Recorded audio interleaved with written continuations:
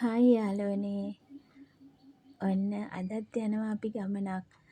අද යන්නේ හස්බන්ඩුයි මමයි ගොයුමි බබයි. ලොකු දුවට නම් යන්න වෙන්නේ. එයා මේ වෙලාවේ ඉස්කෝලේ ක්ලාස් එකක ඉන්නේ. අනිත් එක බයික් එකේ දැන් 4 දෙනෙකුට යන්න බෑ. එයා ලොකුයිනේ. ඉතින් අපි 3 දෙනා විතරයි යන්නේ. වෙල්ලවායට යන්න උවමනාවක් තියෙනවා ටවුන් එකට. ඉතින් ඒ එක්කම අපිට හිතුණා බුදුරවාගල බලන්න ගියා නම් හොඳයි කියලා පන්සලේ. අපි ඒකම ඉතින් ටවුන් එකට ගියපු ගමන් එහෙම යනවා බුදුරවාගල පන්සල බලන්න.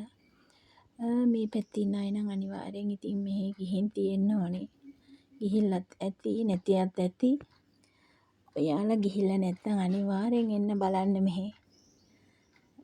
හරිම ලස්සනයි නිස්කලංක පරිසරයක් තියෙන්නේ. හරි ඉතින් මෙන්න දැන් අපි වැල්ලවාය ටවුන් එකට රන් වෙමින් මේ කිරිඳේ ඔය හරියෙන් යන්නේ පාලම. දැන් වැල්ලවාය ටවුන් එකට අපි ආවා. ටවුන් එකේ ඉඳලා තිස්ස පාරට හැරෙන්න ඕනේ. තිස්ස පාරේ කිලෝමීටර් 5ක් විතර දුර ගියාන් පස්සේ තමයි බුදුරවාගල හන්දිය හම්බෙනවා. ඉතින් එතනින් ඇතුළට කිලෝමීටර් 4ක් විතර යන්න ඕනේ. ඉස්සර නම් අපි මෙහෙම බස් එකේ ගිහිල්ලා බුදුරවාගල හන්දියෙන් බැහැලා පයින් තමයි යන්නේ කිලෝමීටර් 4. දැන් වගේ ඇත්තටම මේ වගේ පාරවල් හදලා තිබුණේ නැහැ ඉස්සර. ඒ පාර ඇත්තටම වැලි පාරක් ඉස්සර. ඔය බුදුරවාගල ඇතුළට යන පාර හදලා තිබුණේ නැහැ. දැන් නම් මං හිතන්නේ හොඳට හදලා ඇති. අපි කලින් මීට අවුරුදු 2කට කලින් යනකොට නම් භාගයක් දුරට කාපට් කරලා තිබුණා. දැන් නම් ඒ වගේ වැඩ නිම වෙලා ඇති කියලා හිතනවා. පුළුවන් නම් ඉතින් ඔයාලත් එන්න බලන්න. වැල්ලවාය පැත්තට එහෙම එනවනම් අනිවාර්යෙන් එන්න. දැන් නම් ඉස්සර වගේ නෙවෙයි සංචාරකයෝ ගොඩක් එනවා. ඉතින් ඔයාලත් එන්නකෝ බලන්න. දැන් යන්නේ අපි මෙන්න බුදුරවාගල හන්දිය. මෙතනින් ඇතුළට යන්න ඕනි කිලෝමීටර් 4ක්. ඉස්සර නම් ඉතින් අපි මේ පාරේ යන්නේ පයින්. වටපිටාවේ තියෙන තනිකරම කැලෑව දෙපැත්තෙම. ඉතින් පාළු ස්වභාවයක් තියෙන අපි කට්ටියක් එක තමයි අනිවාර්යෙන්ම යන්නේ. දැන් නම් එහෙම නෑ. ගොඩාක් ගෙවල් හදලා තියෙනවා. ඒ වගේම සංචාරකයින්ට මේ පහසුකම් සපයලා තියෙනවා. මේ වගේ තැන් ඉස්සර නෑ. ඉතින් දැන් මෙතන මේ පුරා විද්‍යා කැණීම් කරන තැනක් මේවා. ඒ ගොඩනැගිලි පවා තියෙනවා. කට්ටිය ඉන්නවා ගොඩක්. ඒ වගේම උමාඔය ප්‍රොජෙක්ට් එකේ වැඩත් මේ හරියෙන් කෙරෙන නිසා දැන් නම් නිතරම පාරේ වාහන යනවා. ඒ වගේ තමයි. ඉතින් ඉස්සර නම් එහෙම නෑ. මේ තියෙන උමාඔය ප්‍රොජෙක්ට් එක. ඉතින් මේකේ මේ කණු උඩ තියෙන මේ තමයි ඇල. මේ ඇල දිගේ තමයි වතුර යන්නේ. ඒ කියන්නේ තාම නම් වතුර නැහැ. තාම හදන ගමන් තියෙන්නේ මෙතන. අපි කලින් ඉඳින් නම් මේවා හදලා තිබුණේ නෑ. දන්නෙත් නෑ අපි මේ හරියෙන් මේක යනවද කියලාත් ඇල. දැන් යන්නේ වැව පැත්තට. ඉතින් මේ දෙපැත්තෙම කැලෑව තියෙන්නේ. හරිම ලස්සන නිස්කලංක පරිසරයක්. දැන් අපි ආවා ඔන්න වැව ළඟට.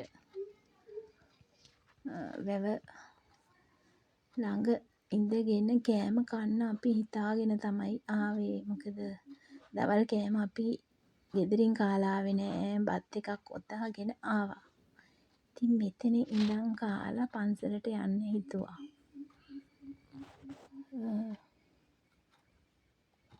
ගහකොළ වහින නිසා හරිය ලස්සන කොළ පාටට තියෙනවා.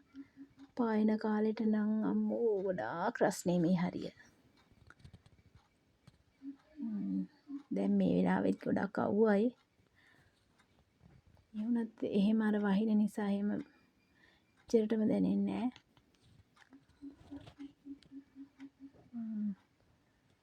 මෙතන මාළු ගොඩාක් ඉන්නවා.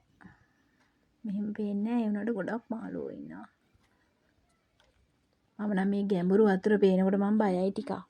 ටිකක් නෙවෙයි ගොඩක් බයයි. ඉතින් එහා පැත්තේ සංචාරකයන් ගෙනියන බෝට්ටුවක් තියෙනවා ලොකුවට. හදපු ලස්සනයි ඒක නිකන් පොඩි හෝටලයක් වගේ නිකන් එතන අර ලස්සනට පුටු දාලා කෑම කන්න පුළුවන් ඉඳගෙන යන්න පුළුවන්. ඒ විදිහට තමයි මේ බලන්න.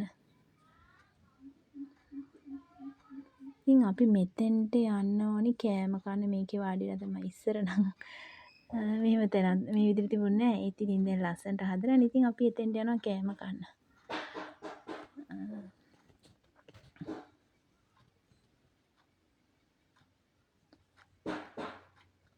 ගොයිමි බබා නම් හරි සතුටින් ඉන්නේ. එයා මීට කලින් ඇවිල්ලා නැහැ මෙහෙ. කලින් එන ආපු සැරෙත් ලොකු බබත් එක්ක ආවේ එයා ගෙනාවේ නෑ. අන්න අපි මෙතෙන්ට දැන් ඇවිත් කෑම කෑවා කෑම කාලා දැන් ඉතින් මාළු බලන්න එයා බත් ඇට ඉතිරි ඒවා දානවා මාළු ගොඩාක් එනවනේ එතකොට.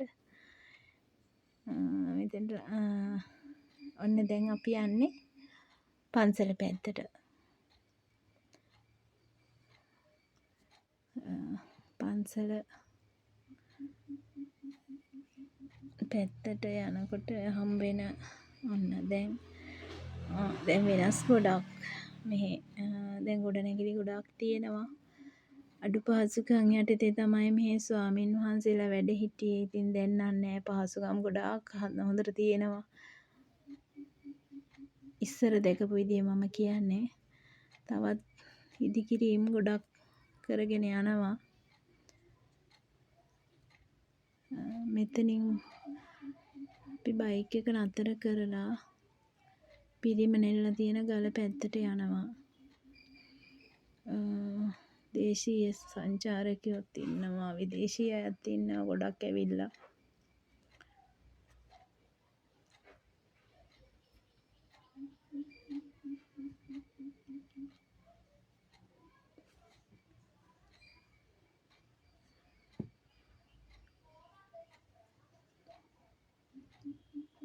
හරිම නිස්කලංකයි ඕන තරම් වෙලා ඉන්න පුළුවන්.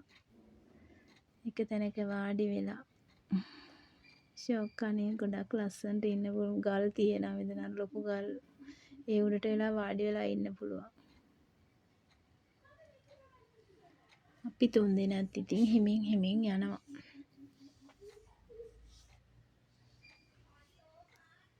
ඔයාලත් මේ පැත්තේ විවේකයක් තියෙන වෙලාවක ඇවිත් යන්න එන්න බලන්න.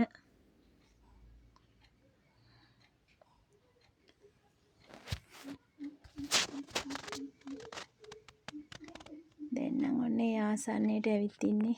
අර බලන්න. අපේ හෙළ මුතුන් මිත්තන්ගේ විස්කම් නිර්මාණ. අනිවාර්යෙන් දරුවන්ට මේවා පෙන්වන්න ඕනේ. මෙන්න මෙතනින් තෙල් එනවා කියලා කියනවා. එන්නේ පහන් දැල්ලක් වගේ තියෙන හරියෙන්. ඉතින් අපි මෙතන ටිකක් වෙලා ඉඳලා ආපහු යනවා. මෙතනින් පස්සේ තවත් කොටසක් තියෙනවා. අනිවාර්යෙන් ඒකත් බලන්න.